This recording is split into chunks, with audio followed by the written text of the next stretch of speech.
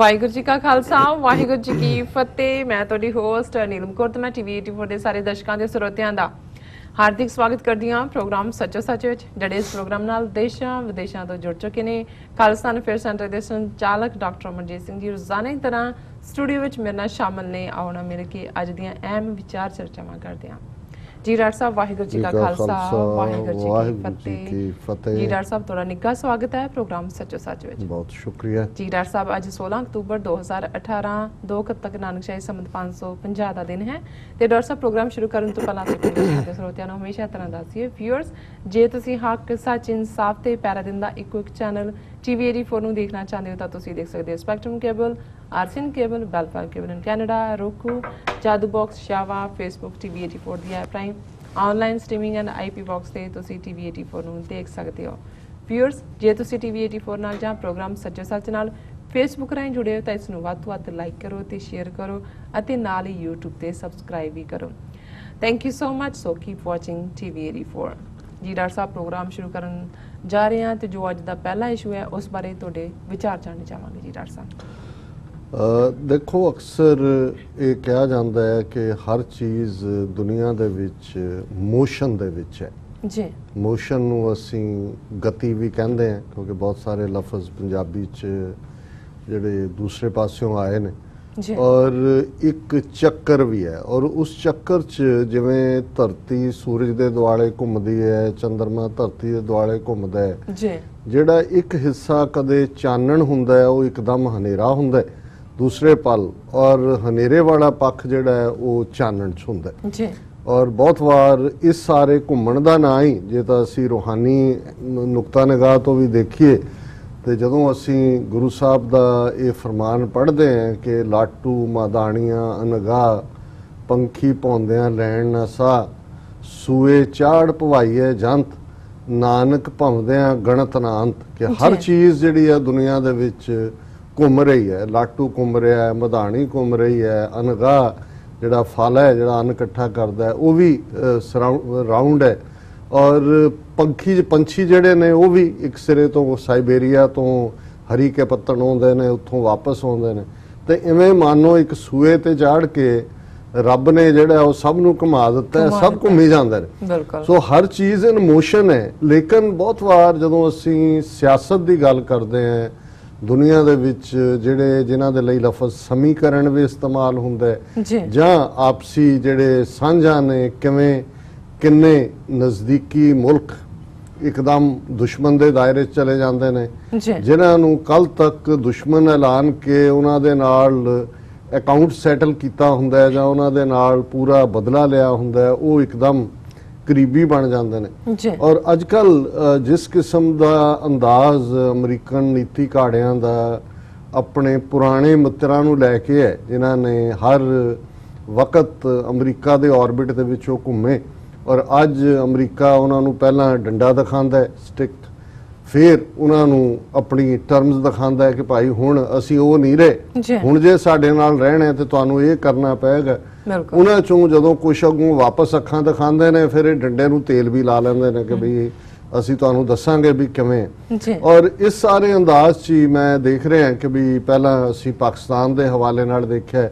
ਵੀ ਜਿਹੜਾ ਪਾਕਿਸਤਾਨ ਹਰ ਦੁੱਖ ਔਰ ਸੁੱਖ ਦੇ ਦੌਰ 'ਚ ਅਮਰੀਕਾ ਦੇ ਨਾਲ ਕੋਲਡ ਵਾਰ ਹੀ ਰਿਹਾ, ਕਿਉਂਕਿ ਭਾਰਤ ਪਾਕਿਸਤਾਨ 1947 'ਚ ਹੋਣ ਚਾਹੇ ਔਰ ਦੁਨੀਆ ਦੇ ਵਿੱਚ ਨਵੇਂ ਪਾਵਰ ਸੈਂਟਰ ਬਣੇ, ਜਿਹੜਾ ਬ੍ਰਿਟਿਸ਼ ਅੰਪਾਇਰ ਸੀ ਜਿਹਦੇ ਰਾਜ 'ਚ ਸੂਰਜ ਕਦੇ ਡੁੱਬਦਾ ਨਹੀਂ ਸੀ, ਉਹ ਡਿਕਲਾਈਨ ਵੱਲ ਗਿਆ, ਪਤਨ ਵੱਲ ਗਿਆ, ਜਮਾਲ ਵੱਲ ਗਿਆ। ਔਰ ਦੂਸਰੇ ਪਾਸੇ ਸੋਵੀਅਤ ਯੂਨੀਅਨ ਨਾਂ ਦਾ ਮੁਲਕ ਜਿਹੜਾ ਅੱਜ ਭਾਵੇਂ ਦੁਨੀਆ ਦੇ ਨਕਸ਼ੇ ਤੇ ਨਹੀਂ ਹੈ, ਅੱਜ ਰੂਸ ਜਿਹੜਾ ਵਾਪਸ ਉਸ ਮੁਕਾਮ ਨੂੰ ਹਾਸਲ ਕਰਨਾ ਚਾਹੁੰਦਾ। ਸੋ ਉਹ ਇੱਕ ਨਵੀਂ ਪਾਵਰ ਦੇ ਤੌਰ ਤੇ ਉੱਭਰਿਆ। ਔਰ ਇਸ ਸਾਰੇ ਦੌਰ ਦੇ ਵਿੱਚ ਫਿਰ ਦੁਨੀਆ ਦੇ ਵਿੱਚ ਵੀ ਇਹ ਜਿਹੜੀ ਸੁਪਰ ਪਾਵਰਸ ਦੋਨੋਂ ਇਹਨਾਂ ਦੀ ਆਪਸੀ ਰਾਈਵਲਰੀ ਜਾਂ ਜਿਹੜੀ ਬਦਲਾ ਲੈਣ ਦੀ ਜਾਂ ਇੱਕ ਦੂਜੇ ਨੂੰ ਨੀਵਾਂ ਦਿਖਾਉਣ ਦੀ ਜਾਂ ਇੱਕ ਦੂਜੇ ਤੋਂ ਅੱਗੇ ਲੰਘਣ ਦੀ ਜਿਹੜੀ ਨੀਤੀ ਆਈ, ਦੁਨੀਆ ਦੇ ਦੇਸ਼ ਵੀ ਉਹਦੇ 'ਚ ਵੰਡੇ ਗਏ। ਭਾਵੇਂ ਕਹਿਣ ਨੂੰ ਇੱਕ ਤੀਸਰਾ ਜਿਹੜਾ ਨਾਨ ਅਲਾਈਨਡ ਮੁਲਕ ਜਾਂ ਅਸੀਂ ਕਿਸੇ ਦੇ ਨਾਲ ਵੀ ਨਹੀਂ ਹੈ ਗੁੱਟ ਨਿਰਪੇਖ, ਜਿਨ੍ਹਾਂ 'ਚ ਭਾਰਤ, ਯੂਗੋਸਲਾਵੀਆ, ਇਜਿਪਟ ਵਗੈਰਾ ਉਸ ਵੇਲੇ ਦੇ ਜਿਹੜੇ ਨੇ ਉਹ ਮੋਹਰੀ ਰੋਲ ਅਦਾ ਕਰ ਰਹੇ ਸੀ, ਪਰ ਅਲਟੀਮੇਟਲੀ ਉਹਨਾਂ ਦੇ ਵੀ ਅਸੀਂ ਦੇਖਿਆ ਵੀ ਭਾਰਤ ਅਲਟੀਮੇਟਲੀ ਸੋਵੀਅਤ ਯੂਨੀਅਨ ਦੇ ਆਰਬਿਟ ਦੇ ਵਿੱਚ ਘੁੰਮਿਆ ਜੀ। ਪਾਕਿਸਤਾਨ ਨੇ ਇੱਕੋ ਵੇਲੇ ਚਾਈਨਾ ਦੇ ਨਾਲ ਵੀ ਔਰ ਅਮਰੀਕਾ ਦੇ ਨਾਲ ਵੀ, ਦੋਨਾਂ ਦੇ ਨਾਲ ਸਾਂਝ ਪੁਗਾਈ। ਔਰ ਹੌਲੀ ਅਸੀਂ ਹੁਣ ਦੇਖਦੇ ਹਾਂ ਕਿ ਹਰ ਉਸ ਦੌਰ ਦੇ ਵਿੱਚ ਅਮਰੀਕਾ ਦਾ ਸਾਥ ਦੇਣ ਵਾਲਾ, ਭਾਵੇਂ ਉਹ ਸੋਵੀਅਤ ਯੂਨੀਅਨ ਦਾ 1979 ਚ ਅਫਗਾਨਿਸਤਾਨ ਤੇ ਹਮਲਾ ਸੀ, ਜਾਂ 9/11 ਤੋਂ ਬਾਅਦ ਅਮਰੀਕਾ ਔਰ ਨੈਟੋ ਫੋਰਸਿਸ ਦਾ ਅਫਗਾਨਿਸਤਾਨ ਦੇ ਤਾਲਿਬਾਨ ਰਜੀਮ ਦੇ ਖਿਲਾਫ ਔਰ ਬਿਨ ਲੈਡਨ ਦੇ ਖਿਲਾਫ ਸਾਰਾ ਜਿਹੜਾ ਉਹਨਾਂ ਦਾ ਐਕਸ਼ਨ ਸੀ, ਉਹਦੇ ਚ ਪਾਕਿਸਤਾਨ ਜਿਹੜਾ ਉਹ ਨਾਲ ਸੀ, ਪੇਸ਼ ਸੀ। ਲੇਕਿਨ ਇੱਕਦਮ ਬਾਅਦ ਹੁਣ ਅਸੀਂ ਦੇਖਦੇ ਹਾਂ ਕਿ ਕਿਵੇਂ ਨੀਤੀ ਅਮਰੀਕਾ ਦੀ ਪਾਕਿਸਤਾਨ ਪ੍ਰਤੀ ਬਿਲਕੁਲ ਹੌਸਟਾਈਲ, ਭਾਰਤ ਦੇ ਨਾਲ ਕਰੀਬੀਆਂ ਇੱਕ ਲੈਵਲ ਤੇ ਹੀ ਨਹੀਂ, ਹਰ ਪੱਖ ਤੋਂ ਜਿਹੜਾ ਉਹ ਪਾਕਿਸਤਾਨ ਨੂੰ ਈਵਨ ਇੰਟਰਨੈਸ਼ਨਲ ਕਮਿਊਨਿਟੀ 'ਚ IMF ਤੋਂ ਵੀ ਲੋਨ ਲੈਣ ਤੋਂ ਜਿਹੜਾ ਉਹ ਦਬਾਅ ਰੱਖਣਾ, ਤਾਂ ਕਿ ਪਾਕਿਸਤਾਨ ਜਿਵੇਂ ਹੈ ਕਿ ਵੀ ਸੋਟੀ ਨੂੰ ਇਹਨਾਂ ਨੇ ਤੇਲ ਲਾਇਆ ਕਿ ਵੀ ਇਵੇਂ ਹੋਏ। ਇਸ ਤੋਂ ਪਹਿਲਾਂ ਅਸੀਂ ਟਰਕੀ ਦੇ ਹਵਾਲੇ ਨਾਲ ਦੇਖਦੇ ਹਾਂ ਵੀ ਟਰਕੀ ਜਿਹੜਾ ਕਦੇ ਉਹ ਵੱਡਾ ਐਮਪਾਇਰ ਜਿਹਨੂੰ ਆਟੋਮਨ ਐਮਪਾਇਰ ਕਹਿੰਦੇ ਸੀ, ਇੱਕ ਵੱਡੇ ਹਿੱਸੇ ਤੇ ਉਹਨਾਂ ਨੇ ਦੁਨੀਆ ਦੇ ਵਿੱਚ ਰਾਜ ਕੀਤਾ, ਜਿਹੜਾ ਸਾਰਾ ਮਿਡਲ ਈਸਟ ਹੈ ਅੱਜ, ਜਿਹਦੇ ਚ ਇਹ ਸਾਰੇ ਹੀ ਮੁਲਕ ਜਿਹੜੇ ਪਹਿਲੀ ਸੰਸਾਰ ਜੰਗ ਤੋਂ ਬਾਅਦ 1920 ਦੇ ਵਿੱਚ, ਕਿਉਂਕਿ 1914 ਤੋਂ 1918 ਤੱਕ ਜੰਗ ਚੱਲੀ, 1919 ਤੱਕ ਪਹੁੰਚਦੇ ਆ ਟ੍ਰੀਟੀਜ਼ ਜਿਹੜੀਆਂ ਨੇ ਸੰਧੀਆਂ ਆਪਸ 'ਚ ਹੋ ਗਈਆਂ। ਫਿਰ ਅਸੀਂ ਦੇਖਦੇ ਹਾਂ ਕਿ ਇਹ ਸਾਰੇ ਹੀ ਜਿਹੜੇ ਮੁਲਕ ਵਿੱਚੋਂ ਨਿਕਲੇ ਇਹ ਕਲੋਨੀਅਲ ਮੈਪ ਮੇਕਿੰਗ ਸੀ। ਇਹ ਸਾਰੀਆਂ ਬਸਤੀਵਾਦੀ ਤਾਕਤਾਂ ਨੇ, ਉਹ ਸਾਊਦੀ ਅਰੇਬੀਆ, ਲਬਨਾਨ ਔਰ ਜਾਰਡਨ ਔਰ ਸੀਰੀਆ ਔਰ ਇਜ਼ਰਾਈਲ 1948 ਚ ਆ ਕੇ ਫਲਸਤੀਨ ਨੂੰ ਡਿਵਾਈਡ ਕਰਕੇ, ਸੋ ਇਹ ਸਾਰੇ ਹੀ ਜਿਹੜੇ ਨੇ, ਇਰਾਕ, ਇਹ ਸਾਰੇ ਮੁਲਕਾਂ ਨੂੰ ਫਿਰ ਅੱਡ ਪਾਵਰਸ ਨੇ ਆਪਣੇ ਜਿਹੜੇ ਸੈਂਟਰ ਬਣਾਇਆ। ਉਦੋਂ ਤੱਕ 19ਵੀਂ ਸਦੀ ਦੇ ਅਖੀਰ 'ਚ ਤੇਲ ਉੱਥੇ ਨਿਕਲ ਆਇਆ ਸੀ, ਤੇਲ ਨੇ ਮਿਡਲ ਈਸਟ ਨੂੰ ਹੋਰ ਵੀ ਇੰਪੋਰਟੈਂਟ ਬਣਾ ਦਿੱਤਾ। ਨਤੀਜੇ ਦੇ ਤੌਰ ਤੇ ਜਿਹੜਾ ਸਾਊਦੀ ਅਰੇਬੀਆ ਨਾਂ ਦਾ ਮੁਲਕ ਕ੍ਰੀਏਟ ਹੋਇਆ ਵੱਡੇ ਸੰਸਾਰ ਜੰਗ ਤੋਂ ਬਾਅਦ, ਇੱਕ ਵੱਖਰੀ ਕਹਾਣੀ ਹੈ ਕਿ ਵੀ ਇੱਕ ਕਿਵੇਂ ਆਟੋਮਨ ਅੰਪਾਇਰ ਜਿਸ ਨੇ ਮਿਡਲ ਈਸਟ ਦੇ ਉੱਤੇ ਸ਼ਾਇਦ 600 ਸਾਲ ਤੋਂ ਵੀ ਜ਼ਿਆਦਾ ਸਮਾਂ ਉਹਨਾਂ ਦੇ ਕਬਜ਼ੇ 'ਚ ਸੀ, ਉਸ ਨੂੰ ਉਹਨਾਂ ਨੇ ਕਿਵੇਂ ਸਾਊਦੀਜ਼ ਦੇ ਵਿੱਚ ਆਪਣੇ ਜਿਹੜੇ ਨੇ ਬੰਦੇ ਪਲਾਂਟ ਕਰਕੇ, ਔਰ ਉਹ ਸਾਰਾ ਜਿਹੜਾ ਹੈ ਉਸ ਜੰਗ ਤੋਂ ਬਾਅਦ ਉਹ ਏਰੀਆ ਸਾਰਾ ਆਟੋਮਨ ਅੰਪਾਇਰ ਦੇ ਹੱਥੋਂ ਨਿਕਲਿਆ ਤੇ ਫਿਰ ਇਹਨਾਂ ਪਾਵਰਸ ਨੇ ਆਪਣੇ ਢੰਗ ਨਾਲ ਉੱਥੇ ਦੇਸ਼, ਕਿਸੇ ਨੂੰ ਸਮੁੰਦਰ ਤੋਂ ਦੂਰ ਕੀਤਾ, ਕਿਸੇ ਦੇ ਜਿਹੜੇ ਉਹ ਦੂਸਰੇ ਹਿੱਤ ਨੇ ਉਹਨਾਂ ਦੇ ਵਿੱਚ ਆਪਣਾ ਰਿਫਾਈਨਰੀਜ਼ ਦੀ ਲਾਣਾ, ਕਰੂਡ ਆਇਲ ਦੀ ਸਫਾਈ ਦੇ ਨਾਲ ਆਪਣੀ ਪੂਰੀ ਉਹਨਾਂ ਨੇ ਪ੍ਰੈਜ਼ੈਂਸ ਰੱਖੀ, ਕਿਉਂਕਿ ਜ਼ਾਹਰ ਹੈ ਕਿ ਐਨਰਜੀ ਸਟਾਰਵਿੰਗ ਵੈਸਟ 20ਵੀਂ ਸਦੀ ਦੇ ਵਿੱਚ ਇੰਡਸਟਰੀਲਾਈਜੇਸ਼ਨ ਫੁੱਲ ਬੂਮ ਤੇ ਆਈ ਔਰ ਉਹ ਤੇਲ ਬੜਾ ਜ਼ਰੂਰੀ ਸੀ। ਸੋ ਇਹਨਾਂ ਨੂੰ ਕੋਈ ਅਰਬਾਂ ਨਾਲ ਨਾ ਉਦੋਂ ਮੁਹੱਬਤ ਸੀ, ਨਾ ਅੱਜ ਮੁਹੱਬਤ ਹੈ, ਜਾਂ ਨਾ ਹੀ ਕਿਸੇ ਹੋਰ ਨਾਲ, ਕਿਸੇ ਦੀ ਗਰੀਬੀ ਨਾਲ ਨਾ ਇਹਨਾਂ ਦਾ ਉਦੋਂ ਸਰੋਕਾਰ ਸੀ, ਨਾ ਅੱਜ ਹੈ। ਇਹਨਾਂ ਨੂੰ ਵੀ ਜਿਹੜਾ ਹੈ ਜਿਸ ਆਇਲ ਨੂੰ ਜਿਹੜਾ ਮੈਲਟਡ 골ਡ ਕਿਹਾ ਗਿਆ, ਕਿਉਂਕਿ ਉਸ ਤੋਂ ਪਹਿਲਾਂ ਅਸੀਂ ਦੇਖਦੇ ਹਾਂ ਕਿ ਇਹਨਾਂ ਕਲੋਨੀਅਲ ਪਾਵਰਸ ਦੀ ਦੌੜ ਜਿਹੜੀ ਹੈ ਉਹ ਸੋਨੇ ਲਈ ਸੀ। ਕਿੱਥੇ ਸੋਨਾ ਹੈ, ਅਫਰੀਕਾ ਦੇ ਵਿੱਚ ਕਿਵੇਂ ਹੀਰਿਆਂ ਦੀ ਉਹ ਸੀਰਾ ਲਿਓਨ ਹੋਏ, ਦੂਜੇ ਹੋਏ, ਸੋ ਇੱਕ ਵੱਖਰੀ ਕਹਾਣੀ ਹੈ। ਸੋ ਉਹੀ ਆਟੋਮਨ ਅੰਪਾਇਰ ਜਿਸ ਦਾ ਫਿਰ ਇਹ ਪਤਨ ਹੋਇਆ, ਕਿਉਂਕਿ ਉਹਨਾਂ ਨੇ ਵੀ ਲੰਬਾ ਵਕਤ 4 ਚਫੇਰੇ ਉਹਨਾਂ ਦਾ ਕਾਫੀ ਗਲਬਾ ਸੀ, ਔਰ ਉਸ ਚੋਂ ਜਿਹੜਾ ਅਤਾਤੁਰਕ ਜਿਹੜਾ ਮੁਸਤਫਾ ਕਮਾਲ, ਜਿਸ ਨੂੰ ਅਤਾਤੁਰਕ ਦਾ ਟਾਈਟਲ ਮਿਲਿਆ ਜਾਂ ਲੋਕਾਂ ਨੇ ਦਿੱਤਾ, ਉਹਨੇ ਅੱਜ ਦਾ ਜਿਹੜਾ ਮਾਡਰਨ ਡੇ ਟਰਕੀ ਹੈ ਉਹਨੂੰ ਤਾਂ ਲਿਬਰੇਟ, ਉਹਦੇ ਤੱਕ ਤਾਂ ਇਹਨਾਂ ਨੂੰ ਨਹੀਂ ਪਹੁੰਚਣ ਦਿੱਤਾ, ਪਰ ਹੋਰ ਬਹੁਤ ਸਾਰਾ ਉਹਨਾਂ ਦਾ ਰਾਜ ਪਾਕ ਜਾਂਦਾ ਲੱਗਾ। ਸਾਈਪਰਸ ਜਿਹੜਾ ਉਹ ਅੱਧਾ ਜਿੱਥੇ ਅੱਧਾ ਇੱਕ ਦੇ ਉੱਤੇ ਗ੍ਰੀਸ ਵਾਲਿਆਂ ਦਾ ਜਿਹਨੂੰ ਹੈ ਜ਼ੋਰ, ਔਰ ਅੱਧਾ ਜਿਹੜਾ ਉਹ ਇਹਨਾਂ ਦੇ ਟਰਕੀ ਦੇ ਪ੍ਰਭਾਵ ਥੱਲੇ।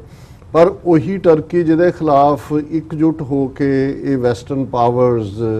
ਲੜੀਆਂ, ਜਿਹਦੇ 'ਚ ਅਮਰੀਕਾ ਇੱਕ ਪਾਸੇ ਸੀ, ਬਹੁਤ ਜਲਦੀ ਜਿਹੜਾ ਅਸੀਂ ਦੇਖਦੇ ਹਾਂ ਕਿ ਅਗਲੇ 20-25 ਸਾਲਾਂ ਦੇ ਵਿੱਚ ਹੀ ਅਮਰੀਕਾ ਦੇ ਔਰ ਪੱਛਮੀ ਪਾਵਰਾਂ ਦੇ ਬਹੁਤ ਕਰੀਬ ਆ ਜਾਂਦਾ ਹੈ, ਔਰ ਟਰਕੀ ਉਹ ਮੁਲਕ ਬਣ ਜਾਂਦਾ ਹੈ ਜਿਹੜਾ ਸਭ ਤੋਂ ਪਹਿਲਾਂ ਇਜ਼ਰਾਈਲ ਨੂੰ ਰੈਕਗਨਾਈਜ਼ ਕਰਦਾ ਹੈ। ਔਰ ਅਜੇ ਤੱਕ ਵੀ ਮੈਜੋਰਟੀ ਮੁਸਲਮਾਨ ਦੇਸ਼ਾਂ ਨੇ ਇਜ਼ਰਾਈਲ ਨੂੰ ਮਾਨਤਾ ਨਹੀਂ ਦਿੱਤੀ ਹੋਈ। ਇਹ ਵੱਖਰੀ ਗੱਲ ਹੈ ਕਿ ਇਜਿਪਟ ਦੇ ਅਨਵਰ ਸਾਦਾਤ ਨੇ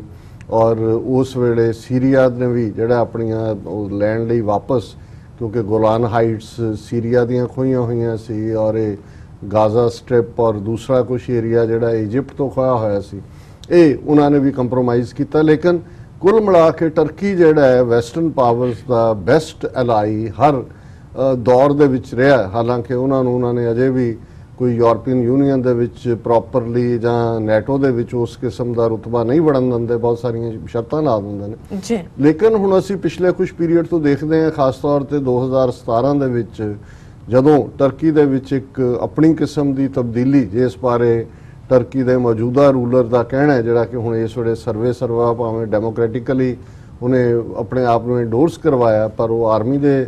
ਲਾਈਕ ਹੀ ਹੈ। ਉਹਨੇ ਕਿਹਾ ਕਿ ਜੀ ਅਮਰੀਕਾ ਨੇ ਕਰਵਾਇਆ ਔਰ ਦੂਸਰਿਆਂ ਨੇ ਕਰਵਾਇਆ। ਸੋ ਜ਼ਾਹਰ ਹੈ ਵੀ ਇਹ ਜਿਹੜੀ ਇਹਨਾਂ ਦੀ ਟਰਕੀ ਦੇ ਨਾਲ ਆਪਸੀ ਖਿੱਚਤੂ ਦਾ ਦੌਰ ਸ਼ੁਰੂ ਹੋਇਆ ਹੈ ਇਰਾਕ ਵਾਰ ਦੇ ਵੇਲੇ ਹੋਇਆ, ਔਰ ਜਿਵੇਂ ਅਸੀਂ ਅੱਗੇ ਜ਼ਿਕਰ ਕੀਤਾ ਸੀ ਕਿ ਨਾਰਥ ਕੁਰਦਿਸਤਾਨ ਨੂੰ ਜਿਵੇਂ ਅਮਰੀਕਾ ਔਰ ਪੱਛਮੀ ਤਾਕਤਾਂ ਨੇ ਟ੍ਰੇਨਡ ਕੀਤਾ ਔਰ ਬਰਾਬਰ ਲਿਆ ਕੇ ਇਰਾਕ ਦੇ ਬਰਾਬਰ, ਇਸ ਵੇਲੇ ਸਿਰਫ ਉਹਨਾਂ ਦਾ ਆਪਣੇ ਆਪ ਨੂੰ ਇਰਾਕ ਤੋਂ ਅਲੱਗ ਹੋਣਾ ਡਿਕਲੇਅਰ ਕਰਨਾ ਹੀ ਬਾਕੀ ਹੈ। ਬਾਕੀ ਉਹਨਾਂ ਦੀ ਫੌਜ ਵੀ ਇਜ਼ਰਾਈਲ ਟ੍ਰੇਨਡ ਕਰਦਾ ਹੈ, ਉਹਨਾਂ ਦੇ ਕੋਲ ਜਿਹੜਾ ਹੈ ਉਹ ਹੋਰ ਕਿਸੇ ਚੀਜ਼ ਦੀ ਕਮੀ ਨਹੀਂ ਹੈ। ਸਿਰਫ ਇੱਕੋ ਹੀ ਫੀਅਰ ਹੈ ਕਿ ਜਿੱਦਣ ਉਹਨੇ ਆਜ਼ਾਦੀ ਡਿਕਲੇਅਰ ਕੀਤੀ ਟਰਕੀ ਜਿਹੜਾ ਉਹ ਅਟੈਕ ਕਰੇਗਾ, ਕਿਉਂਕਿ 14 ਮਿਲੀਅਨ ਤੋਂ ਜ਼ਿਆਦਾ ਜਿਹੜੇ ਕੁਰਦ ਨੇ ਉਹ ਟਰਕੀ 'ਚ ਰਹਿੰਦੇ ਨੇ ਔਰ ਉਹ ਕਦੇ ਵੀ ਆਪਣੇ ਉਸ ਖਿੱਤੇ ਨੂੰ ਜਿਹੜਾ ਹੈ ਉਹ ਕੁਰਦਿਸਤਾਨ, ਗ੍ਰੇਟਰ ਕੁਰਦਿਸਤਾਨ ਦਾ ਹਿੱਸਾ ਨਹੀਂ ਬਣਨ ਦੇਣਗੇ। ਸੋ ਇਹ ਬਿਟਰਨੈਸ ਜਿਹੜੀ ਟਰਕੀ ਦੇ ਨਾਲ ਅਮਰੀਕਨ ਸਬੰਧਾਂ ਜਾਂ ਦੂਸਰਿਆਂ ਦੀ ਹੋਈ, ਹਾਲਾਂਕਿ ਹਿਸਟੋਰੀਕਲੀ ਕਿਉਂਕਿ ਮਿਡਲ ਈਸਟ ਜਿਵੇਂ ਮੈਂ ਕਿਹਾ 600 ਸਾਲ ਤੋਂ ਜ਼ਿਆਦਾ ਸਮਾਂ ਤੁਰਕਾਂ, ਹਾਲਾਂਕਿ ਦੋਨੋਂ ਮੁਸਲਮਾਨ ਨੇ, ਅਰਬ ਵੀ ਔਰ ਤੁਰਕ ਵੀ, ਲੇਕਿਨ ਇਹ ਜਿਹੜੀ ਕਬੀਲਿਆਂ ਦੀ ਹੌਸਟੈਲਿਟੀ ਹੈ ਜਾਂ ਨਸਲਾਂ ਦੀ ਦੁਸ਼ਮਣੀ ਹੈ ਔਰ ਇਹ ਹਮੇਸ਼ਾ ਹੀ ਤੁਰਕਾਂ ਦੇ ਮਨ 'ਚ ਸਊਦੀਆਂ ਦੇ ਲਈ ਇੱਕ ਤਿਰਸਕਾਰ ਰਿਹਾ ਤੇ ਸਊਦੀਆਂ ਨੂੰ ਹਮੇਸ਼ਾ ਹੀ ਇਹ ਰਿਹਾ ਕਿ ਜੀ ਸਾਡੇ ਨਾਲ ਕੀ ਹੋਇਆ ਔਰ ਅਸੀਂ ਇਹ, ਔਰ ਇਹਨੂੰ ਵੀ ਅਮਰੀਕਾ ਜਿਹੜਾ ਹੈ ਉਹ ਟੂ ਦਾ ਹਿਲਟ ਅਮਰੀਕਾ ਔਰ ਪੱਛਮੀ ਤਾਕਤਾਂ ਐਕਸਪਲੋਇਟ ਕਰਦੀਆਂ ਰਹੀਆਂ। ਇੱਕ ਪਾਸੇ ਟਰਕੀ ਦੇ ਨਾਲ ਇਸ ਕਿਸਮ ਦੇ ਸਬੰਧ ਦੋਸਤਾਨਾ ਰਹੇ, ਦੂਸਰੇ ਪਾਸੇ ਸਾਊਦੀ ਅਰੇਬੀਆ ਦੀ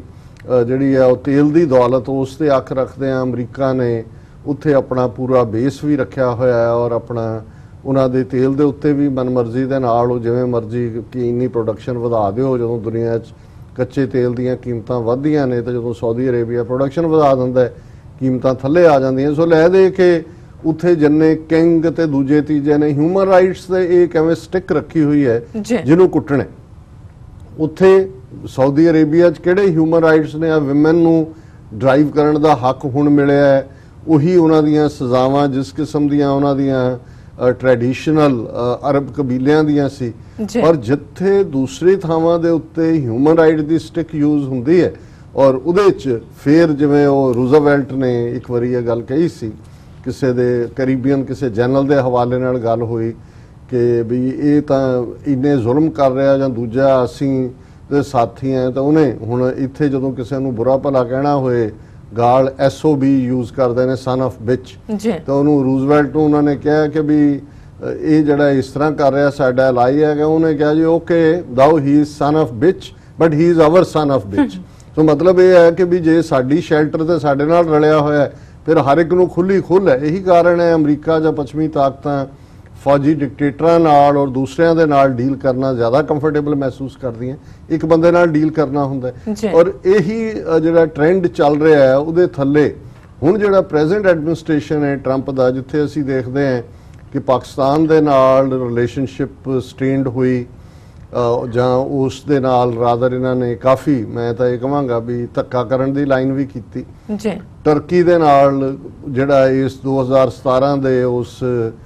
ਕੂ ਨੂੰ ਲੈ ਕੇ ਕਾਫੀ ਰਿਹਾ ਔਰ ਟਰੰਪ ਐਡਮਿਨਿਸਟ੍ਰੇਸ਼ਨ ਨੇ ਇੱਕ ਕ੍ਰਿਸਚੀਅਨ ਪਾਦਰੀ ਜਿਹੜਾ ਉੱਥੇ ਗ੍ਰਿਫਤਾਰ ਕੀਤਾ ਹੋਇਆ ਸੀ, ਉਹਨੂੰ ਗ੍ਰੇਟ ਅਮਰੀਕਨ ਤੇ ਫਲਾਣਾ ਕਹਿ ਕੇ ਉਸ ਦੇ ਨਾਂ ਦੇ ਥੱਲੇ ਹੀ ਟਰਕੀ ਦੇ ਨਾਲ ਰਿਲੇਸ਼ਨਸ਼ਿਪ ਖਰਾਬ ਕੀਤੀ। ਹੁਣ ਜਿਹੜਾ ਤੀਸਰਾ ਅਮਰੀਕਾ ਦਾ ਦੋਸਤ ਔਰ ਅਲਾਈ ਜਿਹੜਾ ਇਸ ਸਾਰੇ ਪੀਰੀਅਡ 'ਚ, ਬੇਸ਼ੱਕ 9/11 ਇੱਕ ਬੜੀ ਦੁਖਦ ਘਟਨਾ ਹੈ ਅਮਰੀਕਾ ਦੇ ਇਤਿਹਾਸ ਦੇ ਵਿੱਚ, ਪਰ ਇਹਦੇ 'ਚ ਵੀ ਕੋਈ ਸ਼ੱਕ ਨਹੀਂ ਹੈ ਕਿ ਜਿਹੜੇ 19 ਹਾਈਜੈਕਰ ਜਿਨ੍ਹਾਂ ਨੇ ਜਹਾਜ਼ ਹਾਈਜੈਕ ਕੀਤੇ ਔਰ ਫਾਈਨਲੀ ਨਾਲ ਹੀ ਮਾਰੇ ਗਏ, ਉਹਨਾਂ 'ਚੋਂ ਮੈਜੋਰਿਟੀ ਜਾਂ ਸਾਊਦੀ ਅਰੇਬੀਆ ਦੇ ਸੀ ਜਾਂ ਇਜਿਪਟ ਦੇ ਸੀ। ਔਰ ਇਹ ਵੀ ਗੱਲ ਔਨ ਰੈਕਰਡ ਹੈ ਕਿ ਕਿਵੇਂ ਨੈਕਸਟ ਡੇ, ਕਿਉਂਕਿ ਬਹੁਤ ਸਾਰੇ ਸਾਊਦੀ ਅਰੇਬੀਆ ਦੇ ਜਿਹੜੇ ਰੂਲਰ, ਕਿੰਨੀ ਵੱਡੀਆਂ ਉਹਨਾਂ ਦੀਆਂ ਜਿਹੜੀਆਂ ਰਾਇਲ ਫੈਮਲੀਜ਼ ਨੇ, ਸੈਂਕੜਿਆਂ ਹਜ਼ਾਰਾਂ ਦੀ ਗਿਣਤੀ, ਕੋਈ ਪ੍ਰਿੰਸ ਤੇ ਕੋਈ ਉਹਨਾਂ ਦੇ ਪ੍ਰਿੰਸਾਂ ਦੇ ਪ੍ਰਿੰਸ ਤੇ ਫਲਾਣੇ ਉਹਨਾਂ ਦੀ ਅੱਗੋਂ ਔਲਾਦ ਸਾਰੀ ਇੱਥੋਂ ਦੇ ਯੂਨੀਵਰਸਿਟੀਆਂ 'ਚ ਪੜ੍ਹਦੇ ਰਹਿੰਦੇ ਨੇ। ਸੋ ਜਦੋਂ ਅਮਰੀਕਾ ਦੇ ਸਾਰੇ ਜਹਾਜ਼ ਗਰਾਊਂਡ ਤੇ ਸੀ, ਉਹਨਾਂ ਸਾਰੇ ਹੀ ਸਾਊਦੀ ਅਰੇਬੀਆ ਦੇ ਜਿਹੜੇ ਲੋਕ ਸੀ ਰਾਇਲ ਫੈਮਿਲੀ ਦੇ ਜਾਂ ਦੂਜਿਆਂ, ਉਹਨਾਂ ਨੂੰ ਸੇਫਲੀ ਜਹਾਜ਼ ਲੈ ਕੇ ਉਹਨਾਂ ਦੇ ਮੁਲਕ 'ਚ ਪਹੁੰਚਾਇਆ ਗਿਆ। ਜੂਨੀਅਰ ਬੁਸ਼ ਦੇ ਪੀਰੀਅਡ 'ਚ ਹੋਇਆ। ਇਸ ਦੇ ਉੱਤੇ ਜਿਹੜਾ ਸਵਾਲ ਵੀ ਖੜੇ ਕੀਤੇ ਗਏ। ਸੋ ਉਹਦੇ 'ਚ ਕੋਈ ਸ਼ੱਕ ਨਹੀਂ ਹੈ ਕਿ ਜਿਹੜਾ ਇੱਕ ਕਾਰਨ ਈਵਨ 9/11 ਵਰਗਾ ਦੁਖਾਂਤ ਜਿਹਦੇ 'ਚ 3000 ਇਨੋਸੈਂਟ ਅਮਰੀਕਨਸ ਔਰ ਦੁਨੀਆ ਦੇ ਦੂਸਰੇ ਸਿਟੀਜ਼ਨਸ ਦੀਆਂ ਜਾਨਾਂ ਗਈਆਂ, ਜਿਹੜਾ ਰੀਅਲ ਕਾਜ਼ ਬਣ ਸਕਦਾ ਸੀ ਸਾਊਦੀ ਅਰੇਬੀਆ ਦੇ ਨਾਲ ਟਕਰਾਅ ਦਾ, ਜਿਹਦੇ 'ਚ ਕਿ ਅਮਰੀਕਨ ਬਲੱਡ ਸਿੱਧੇ ਤੌਰ ਤੇ ਡੁੱਲੇ, ਪਰ ਉਹ ਵੱਡੇ ਇੰਟਰਸਟ ਨੂੰ ਦੇਖਦੇ ਆ ਜਿਹੜਾ ਅਮਰੀਕਾ ਨੇ ਉਸ ਸਾਰਿਆਂ ਨੂੰ ਫੋਕਸ ਕਰਕੇ ਅਲਟੀਮੇਟਲੀ ਅਫਗਾਨਿਸਤਾਨ ਦੀ ਤਬਾਹੀ ਕੀਤੀ ਜਾਂ ਹੁਣ ਪਾਕਿਸਤਾਨ ਨੂੰ ਜਿਹੜਾ ਉਹ ਅੱਖਾਂ ਦਿਖਾਉਣ ਵਾਲੀ ਲਾਈਨ ਰਹੀ। ਲੇਕਿਨ ਹੁਣ ਆਲ ਆਫ ਏ ਸਡਨ ਇੱਕ ਘਟਨਾ ਜਿਸ ਦਾ ਜ਼ਿਕਰ, ਕਿਉਂਕਿ ਇਹਦਾ ਪਿਛਲੇ 3-4 ਦਿਨ ਤੋਂ ਇਹ ਗੱਲ ਚੱਲ ਰਹੀ ਸੀ ਔਰ ਮੈਨੂੰ ਕਈ ਵਾਰੀ ਇਹ ਲੱਗਦਾ ਹੁੰਦਾ ਹੈ ਵੀ ਅਸੀਂ ਜਦੋਂ ਕੋਈ ਬਹੁਤ ਇੰਟਰਨੈਸ਼ਨਲ ਇੰਪੋਰਟੈਂਸ ਦਾ ਇਸ਼ੂ ਚੁੱਕਦੇ ਵੀ ਹੈ, ਸਾਡੇ ਵਿਊਅਰਸ ਬੇਸ਼ੱਕ ਉਹਨਾਂ ਦੇ ਵਿੱਚ ਕੁਝ ਦੂਰਦਰਸ਼ੀ ਵੀ ਨੇ, ਫੋਰਸਾਈਟਡ ਉਹ ਐਡਮਾਇਰ ਵੀ ਕਰਦੇ ਨੇ, ਪਰ ਸਾਡਾ ਵੱਡਾ ਹਿੱਸਾ ਬਹੁਤ ਵਾਰੀ ਉਹ ਲੋਕਲ ਜਿਹੜੀ ਗੱਪਸ਼ਪ ਪੋਲਿਟਿਕਸ ਹੈ ਉਸ ਦੇ ਨਾਲ ਹੀ ਉਹਨਾਂ ਦੀ ਦਿਲਚਸਪੀ ਹੁੰਦੀ ਹੈ। ਇੱਕਦਮ ਉਹਨਾਂ ਨੂੰ ਜਦੋਂ ਕੋਈ ਇੰਟਰਨੈਸ਼ਨਲ ਗੱਲ ਆਉਂਦੀ ਹੈ ਤੇ ਪਤਾ ਨਹੀਂ ਕਿਉਂ ਬਹੁਤਿਆਂ ਨੂੰ ਲੱਗਦਾ ਹੈ ਵੀ ਇਹਦੇ ਨਾਲ ਸਾਡਾ ਕੋਈ ਸਰੋਕਾਰ ਨਹੀਂ ਹੈ। ਹਾਲਾਂਕਿ ਜਿਵੇਂ ਮੈਂ ਕਿਹਾ ਵੀ ਇਹ ਜਿਹੜਾ ਮੋਸ਼ਨ ਹੈ ਚੱਲ ਰਿਹਾ, ਜੋ ਕੁਝ ਘੁੰਮ ਰਿਹਾ, ਇਹਦੇ 'ਚ ਕੋਈ ਵੀ ਅਛੂਤਾ ਨਹੀਂ ਹੈ। ਜਿਹੜੀ ਗੱਲ ਵਾਸ਼ਿੰਗਟਨ 'ਚ ਹੋਏਗੀ ਉਹ ਜਾ ਕੇ ਦੁਨੀਆ ਦੇ ਕਿਸੇ ਵੀ ਖੂੰਜੇ 'ਚ ਰਹਿ ਰਹੇ, ਅੰਟਿਲ ਅਨਲੈਸ ਅਸੀਂ ਬਿਲਕੁਲ ਹੀ ਜੰਗਲਾਂ 'ਚ ਰਹਿ ਰਹੇ ਹਾਂ ਜਿੱਥੇ ਕਿ ਸਿਰਫ ਬਾਂਦਰਾਂ ਦੀਆਂ ਆਵਾਜ਼ਾਂ ਜਾਂ ਜਾਨਵਰਾਂ ਦੀਆਂ ਆਵਾਜ਼ਾਂ ਸੁਣਦੀਆਂ ਨੇ। ਉਹ ਵੀ ਜੇ এনवायरमेंट ਦੀ ਗੱਲ ਕਰੀਏ, ਦੁਨੀਆ 'ਚ এনवायरमेंट ਦੀਆਂ ਸੰਧੀਆਂ ਹੁੰਦੀਆਂ ਤੇ ਜੇ ਉਹ ਖਰਾਬ ਹੋਏਗਾ ਤੇ ਜਾਨਵਰਾਂ ਵਾਲੇ ਉਸ ਹੈਬਿਟੇਟ 'ਚ ਰਹਿਣ ਵਾਲੇ ਵੀ ਜਿਹੜੇ ਨੇ ਉਹ ਅਛੂਤੇ ਨਹੀਂ ਰਹਿਣਗੇ। ਲੇਕਿਨ ਫਿਰ ਵੀ ਮੈਨੂੰ ਇਹ ਲੱਗਿਆ ਕਿ ਵੀ ਇਹ ਜਿਹੜਾ ਇੱਕ ਚਰਚਾ ਕਿ ਸਾਊਦੀ ਅਰੇਬੀਆ ਮੂਲ ਦਾ ਇੱਕ ਜਰਨਲਿਸਟ ਜਿਹੜਾ ਵਾਸ਼ਿੰਗਟਨ ਪੋਸਟ ਅਖਬਾਰ ਦੇ ਲਈ ਲੇਟਲੀ ਲਿਖਦਾ ਸੀ, ਉਸ ਦਾ ਨਾਂ ਜਮਾਲ ਖਾਸ਼ੋਗੀ, ਔਰ ਉਹ ਕੁਝ ਦਿਨ ਪਹਿਲਾਂ ਜਦੋਂ ਕਿ ਉਹ ਇਸਤਨਬੁਲ ਦੇ ਵਿੱਚ ਜਿਹੜੀ ਸਾਊਦੀ ਅਰੇਬੀਆ ਦੀ ਐਮਬੈਸੀ ਹੈ ਉਹਦੇ 'ਚ, ਕਿਉਂਕਿ ਉਹਨੇ ਆਪਣਾ ਤਲਾਕ ਲਿਆ ਆਪਣੀ ਪਹਿਲੀ ਵਾਈਫ ਨਾਲੋਂ, ਨਵੀਂ ਵਾਈਫ ਉਹਦੀ ਜਿਹੜੀ ਹੈ ਉਹ ਟਰਕਿਸ਼ ਮੂਲ ਦੀ ਸੀ, ਸੋ ਜ਼ਾਹਰ ਹੈ ਕਿ ਡਾਈਵੋਰਸ ਦੇ ਜਾਂ ਕੋਈ ਡਾਕੂਮੈਂਟ ਚਾਹੀਦੇ ਸੀ। ਸੋ ਉਹ ਇਸਤਨਬੁਲ ਦੀ ਸਾਊਦੀ ਅਰੇਬੀਅਨ ਐਮਬੈਸੀ ਦੇ ਵਿੱਚ ਗਿਆ ਔਰ ਉਸ ਦੀ ਜਿਹੜੀ ਮੰਗੇਤਰ ਹੈ ਉਹ ਬਾਹਰ ਇੰਤਜ਼ਾਰ ਕਰ ਰਹੀ ਸੀ। ਜਾਣ ਲੱਗਾ ਆਪਣਾ ਫੋਨ ਤੇ ਦੂਜਾ ਵੀ ਛੱਡ ਗਿਆ ਕਿ ਜੇ ਮੈਂ ਅੰਦਰੋਂ ਨਾ ਆਇਆ ਤੇ ਮੈਨੂੰ ਫਲਾਣਾ ਜਿਹੜਾ ਟਰਕੀ ਦੇ ਪ੍ਰੈਜ਼ੀਡੈਂਟ ਦਾ ਐਡਵਾਈਜ਼ਰ ਹੈ ਉਹਨੂੰ ਕਾਲ ਕਰ ਦੇਣ। ਸੋ ਜ਼ਾਹਰ ਹੈ ਵੀ ਉਹ ਵਾਪਸ ਨਹੀਂ ਆਇਆ ਔਰ ਇਸ ਕਿਸਮ ਦੀ ਖਬਰ ਜਿਹੜੀ ਟਰਕੀ ਨੇ ਜਿਹੜਾ ਉਹ ਦਿੱਤੀ, ਉਹਨਾਂ ਨੇ ਕਿਹਾ ਜੀ ਉਹਨੂੰ ਅੰਦਰ ਜਿਹੜਾ ਉਹ ਟਾਰਚਰ ਕਰਕੇ ਮਾਰ ਦਿੱਤਾ ਗਿਆ ਔਰ ਉਸ ਦੇ ਜਿਹੜੇ ਬਾਡੀ ਦੇ ਟੁਕੜੇ ਵਗੈਰਾ ਕਰਕੇ ਵਾਪਸ ਉਹ ਜਹਾਜ਼ ਤੇ ਸਾਊਦੀ ਅਰੇਬੀਆ ਜਾਂ ਹੋਏ। ਔਰ ਇਸ ਇੱਕ ਗੱਲ ਨੇ ਜਿਹੜਾ ਉਹ ਇੱਕਦਮ ਅਮਰੀਕਾ ਔਰ ਸਾਊਦੀ ਅਰੇਬੀਆ ਰਿਲੇਸ਼ਨਸ਼ਿਪ ਦੇ ਵਿੱਚ ਇੱਕ ਉਸ ਕਿਸਮ ਦਾ ਤਣਾਅ ਲਿਆਂਦਾ ਜਿਹਨੂੰ ਈਵਨ ਧਮਕੀਆਂ ਤੱਕ ਗਏ ਔਰ ਸਾਊਦੀ ਅਰੇਬੀਆ ਨੇ ਵੀ ਅੱਗੋਂ, ਕਿਉਂਕਿ ਹੈ ਉਹ ਸਾਊਦੀ ਸਿਟੀਜ਼ਨ ਸੀ, ਔਰ ਮੈਂ ਥੋੜਾ ਜਿਹਾ BBC ਪੰਜਾਬੀ ਸਰਵਿਸ ਨੇ ਇਸ ਦੇ ਉੱਤੇ ਇੱਕ ਸਟੋਰੀ ਕੀਤੀ ਕਿ ਵੀ ਇਹ ਪੱਤਰਕਾਰ ਖਾਸ਼ੋਗੀ ਜਿਹਨੇ ਕਿ ਇੰਡੀਆਨਾ ਸਟੇਟ ਯੂਨੀਵਰਸਿਟੀ ਤੋਂ ਬਿਜ਼ਨਸ ਐਡਮਿਨਿਸਟ੍ਰੇਸ਼ਨ ਦੇ ਵਿੱਚ ਆਪਣੀ ਗ੍ਰੈਜੂਏਸ਼ਨ ਕੀਤੀ ਹੋਈ ਸੀ, ਔਰ ਇਹ ਜਿਹੜਾ ਇਹਦੀ ਇੱਕ ਕਾਫੀ ਲੰਬੀ ਚੌੜੀ ਹਿਸਟਰੀ ਹੈ ਕਿ ਵੀ ਉਹ 1980 'ਚ ਜਿਹੜਾ ਉਹ ਅਫਗਾਨਿਸਤਾਨ 'ਚ ਜੋ ਚੱਲ ਰਿਹਾ ਸੀ ਜਾਂ ਉਸ ਦੇ ਉੱਤੇ ਉਹਨੇ ਸੋਵੀਅਤ ਹਮਲਿਆਂ ਦੀ ਰਿਪੋਰਟਿੰਗ ਕਰਕੇ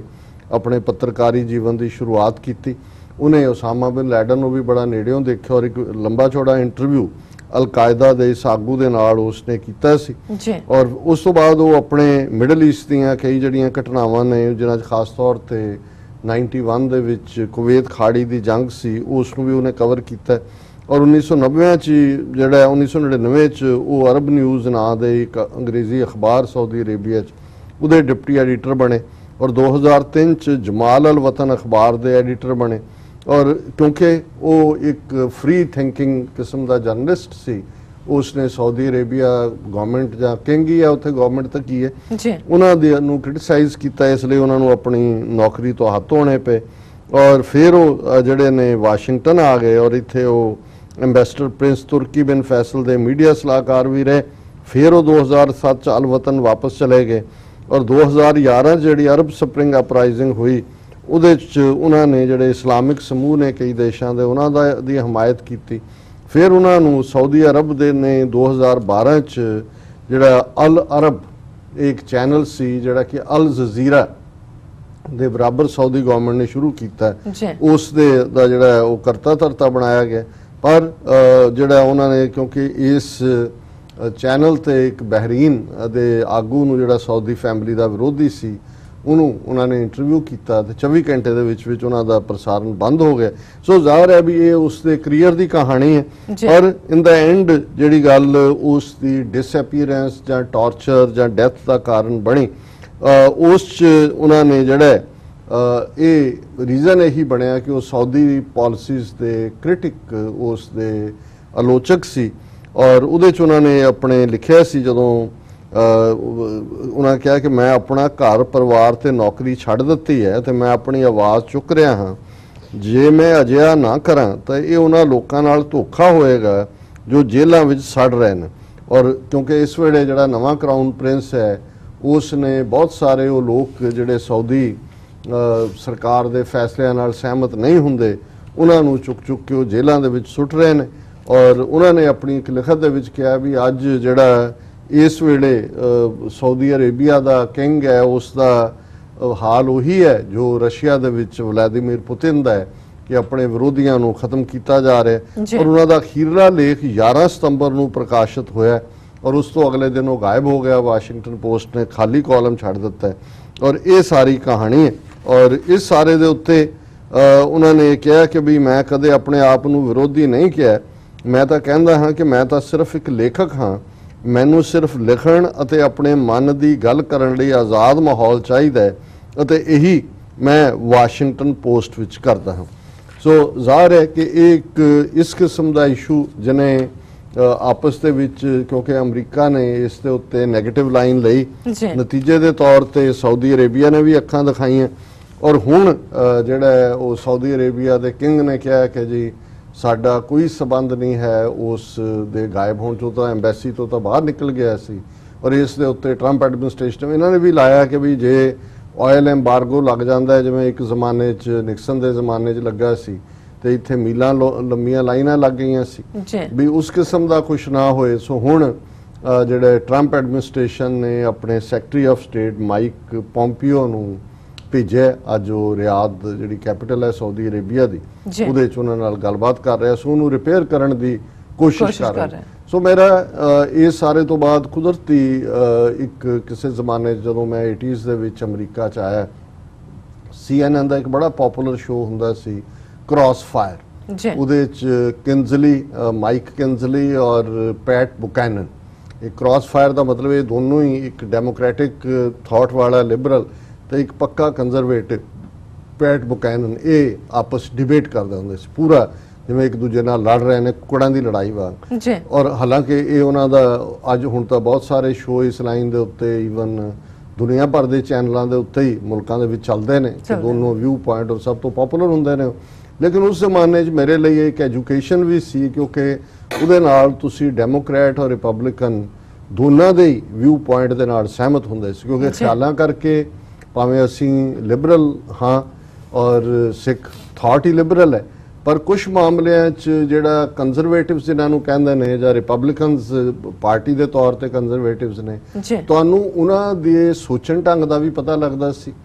ਔਰ ਉਹਨਾਂ ਦੀ, ਕਿਉਂਕਿ ਉਹਨਾਂ ਦਾ ਜਿਹੜਾ ਵੈਲਿਊ ਸਿਸਟਮ ਜਾਂ ਕਸਟਮ ਜਾਂ ਟ੍ਰੈਡੀਸ਼ਨ ਪਰੰਪਰਾ ਨਾਲ ਜੁੜੇ ਹੋਣਾ,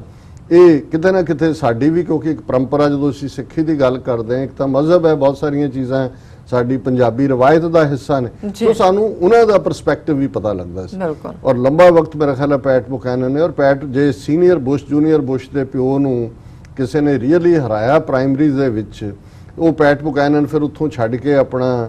ਜਿਹੜਾ ਪੱਤਰਕਾਰੀ ਦਾ ਕਰੀਅਰ, ਰਿਪਬਲਿਕਨ ਪਾਰਟੀ ਦੀ ਉਹਨੇ ਪ੍ਰੈਜ਼ੀਡੈਂਸ਼ੀਅਲ ਪ੍ਰਾਇਮਰੀ ਵੀ ਲੜੀ ਔਰ ਜਿਹੜੀ ਇੱਕ ਸਟੇਟ ਖਾਸ ਤੌਰ ਤੇ ਡਿਸਾਈਡਿੰਗ ਨਿਊ ਹੈਂਪਸ਼ਾਇਰ ਹੁੰਦੀ ਹੈ, ਉਹਦੇ 'ਚ ਈਵਨ ਸੀਨੀਅਰ ਬੁਸ਼ ਨੂੰ ਨੇ ਡਿਫੀਟ ਵੀ ਕੀਤਾ, ਹਾਲਾਂ ਉਹ ਫੁੱਲ ਕੈਂਡੀਡੇਟ ਤੱਕ ਨਹੀਂ ਪਹੁੰਚਿਆ। ਸੋ ਹੁਣ ਉਹਦੇ ਜਿਹੜਾ ਉਹ ਵਨਸ ਇਨ ਏ ਵਾਈਲ ਕਾਲਮ ਲਿਖਦਾ, ਪਤਾ ਨਹੀਂ ਛਪਦੇ ਤਾਂ ਕਿੱਥੇ ਹੈ ਨੇ ਕਿ ਨਹੀਂ, ਪਰ ਮੈਂ ਉਹਨਾਂ ਦੀ ਈਮੇਲ ਲਿਸਟ ਦੇ ਉੱਤੇ ਹੈਗਾ, ਪਤਾ ਨਹੀਂ ਕਿੱਥੋਂ ਉਹਨਾਂ ਨੇ ਲਿਆ। ਤੇ ਮੈਨੂੰ ਇਹ ਦਿਲਚਸਪੀ ਹੁੰਦਾ, ਮੈਂ ਪੈਟ ਬੁਕੈਨਨ ਨੂੰ ਦੇਖਦਾ, ਭਾਵੇਂ ਉਹਨਾਂ ਦਾ ਪਰਸਪੈਕਟਿਵ ਟੋਟਲੀ ਡਿਫਰੈਂਟ ਹੁੰਦਾ, ਪਰ ਅੱਜ ਮੈਂ ਜਦੋਂ ਇਹ ਸਾਊਦੀ ਅਰੇਬੀਆ ਦੇ ਜਰਨਲਿਸਟ ਵਾਲੀ ਖਬਰ ਨੂੰ ਮੋਨੀਟਰ ਮੈਂ ਕਰ ਰਿਹਾ ਸੀ ਤਾਂ ਮੈਨੂੰ ਇੱਕਦਮ ਇਹ ਪੈਟ ਬੁਕੈਨਨ ਦਾ ਕਾਲਮ ਵੀ ਇਸ ਤੇ ਆਇਆ, ਕਿਉਂਕਿ ਹੁਣ ਇੱਥੇ ਜਦੋਂ ਅਸੀਂ ਇੰਟਰਨੈਸ਼ਨਲ ਪੋਲਿਟਿਕਸ ਦੀ ਗੱਲ ਕਰਦੇ ਹਾਂ ਤੇ ਇੱਕ ਪਾਸੇ ਤੁਹਾਡੇ ਨੈਸ਼ਨਲ ਇੰਟਰਸਟ ਨੇ, ਦੂਸਰੇ ਪਾਸੇ ਮੋਰੈਲਿਟੀ ਹੈ ਜਿਹਨੂੰ اخلاق ਅਸੀਂ ਕਹਿੰਦੇ,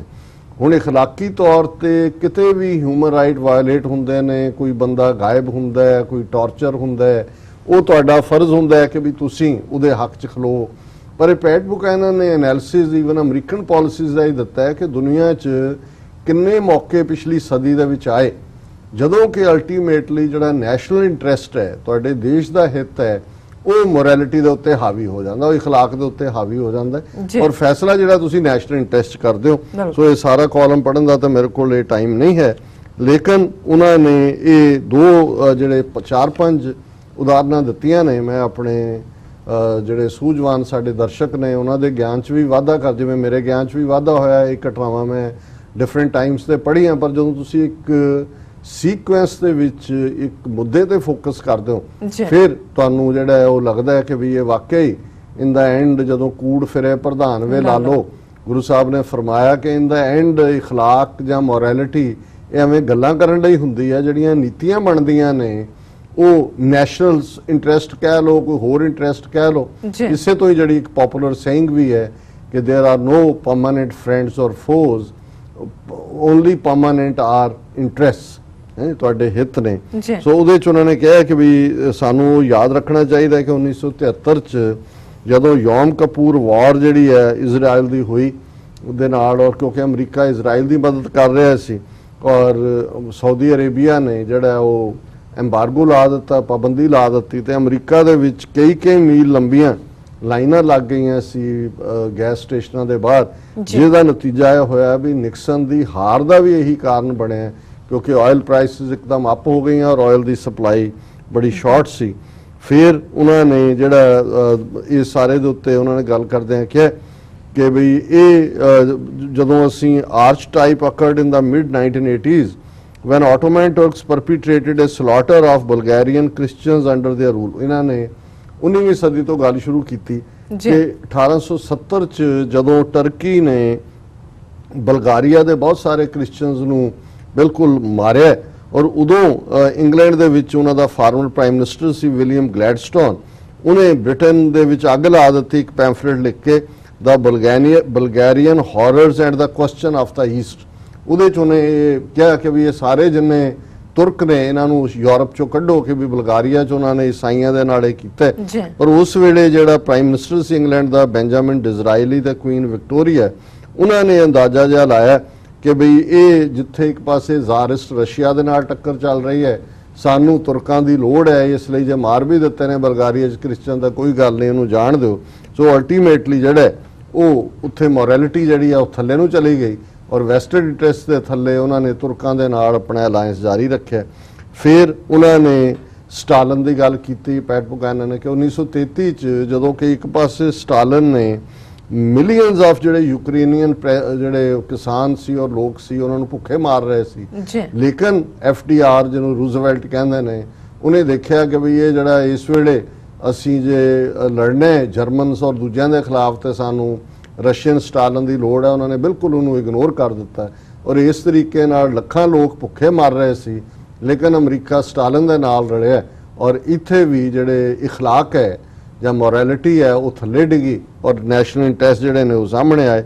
ਫਿਰ ਉਹਨਾਂ ਨੇ ਜਿਹੜਾ ਮੌਜ਼ੇ ਤੋਂ ਉਹਨਾਂ ਨੇ ਕਿਹਾ ਕਿ ਵੀ ਜਦੋਂ ਨਿਕਸਨ ਜਿਹੜਾ ਉਹ ਬਿਲਕੁਲ ਪਿਛਲੀਆਂ ਨੀਤੀਆਂ ਛੱਡ ਕੇ ਚੀਨ 'ਚ ਮਿਲਣ ਗਿਆ, ਉਦੋਂ ਵੀ ਬਹੁਤ ਸਾਰਿਆਂ ਨੇ ਕਿਹਾ ਕਿ ਵੀ ਇਹ ਸਾਡੇ ਇੰਟਰਸਟ ਔਰ ਹਿਊਮਨ ਰਾਈਟਸ ਤੋਂ ਚਾਈਨਾ ਦੇ ਵਿੱਚ ਸੋ ਕਾਲਡ ਕਲਚਰਲ ਰੈਵੋਲੂਸ਼ਨ ਚੱਲ ਰਿਹਾ ਸੀ, ਮਿਲੀਅਨਸ ਮਰ ਰਹੇ ਸੀ, ਉਹਨਾਂ ਨੂੰ ਜਿਹੜੀ ਹੈ ਉਹਨਾਂ ਦੀ ਗਵਰਨਮੈਂਟ ਕਮਿਊਨਿਸਟ ਪਾਰਟੀ ਜਿਹੜੀ ਸਰਕਾਰੀ, ਪਰ ਉਹਨਾਂ